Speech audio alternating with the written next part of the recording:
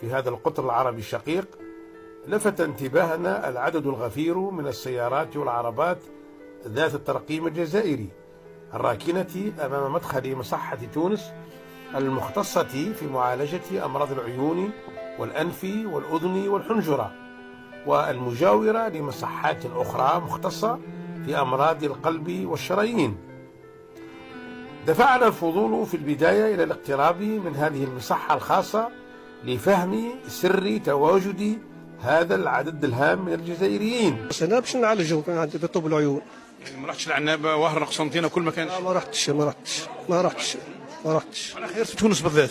يعني تونس حقيقة بالذات لأن كاين تجارب وجربوا قبل الناس ونجحت العمليات نتاعهم. السبب هذا اللي خلاني نجي هنا لتونس معناتها باش نعاد.